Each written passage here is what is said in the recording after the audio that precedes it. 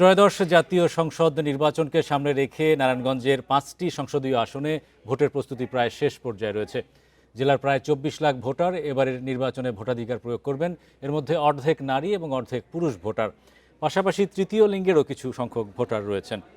নারায়ণগঞ্জের বিভিন্ন ভোটকেন্দ্রে নির্বাচনী সরঞ্জাম পাঠানো শুরু হয়েছে। নারায়ণগঞ্জ সিটি কর্পোরেশন এলাকার ভোটকেন্দ্রগুলোর জেলা সরঞ্জাম জেলা নির্বাচন কার্যালয় থেকে বিতরণ করা হচ্ছে।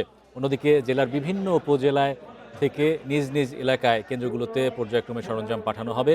নির্বাচনকে সুষ্ঠু ও শান্তিপূর্ণ করতে নারায়ণগঞ্জে আইনশৃঙ্খলা রক্ষা বাহিনী ব্যাপক মোতায়েন করা হয়েছে।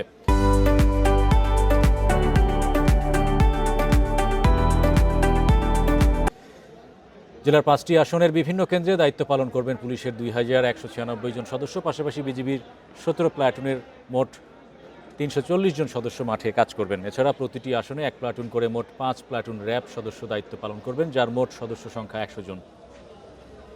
প্রতিটি ভোট কেন্দ্রে 13 জন করে আনসার সদস্য নিয়োজিত থাকবেন। সেই হিসাবে 797টি কেন্দ্রে মোট 10,361 জন আনসার সদস্য দায়িত্ব পালন করবেন। আইনশৃঙ্খলা পরিস্থিতি স্বাভাবিক রাখতে নারায়ণগঞ্জে সেনাবাহিনীর 6টি ক্যাম্প প্রস্তুত রাখা হয়েছে। অন্যান্য বাহিনীর সঙ্গে সমন্বয় করে তারাও নির্বাচনী মাঠে দায়িত্ব পালন করবেন। সারা রাতব্যাপী যাতে আমাদের পুরো জেলাতে আমরা প্রচুর পরিমাণে স্ট্রাইকিং এবং মোবাইল ফোর্স আমরা রেখেছি, যাতে প্রতিটি ভোট কেন্দ্রের নিরাপত্তা আমরা নিশ্চিত করতে পারি।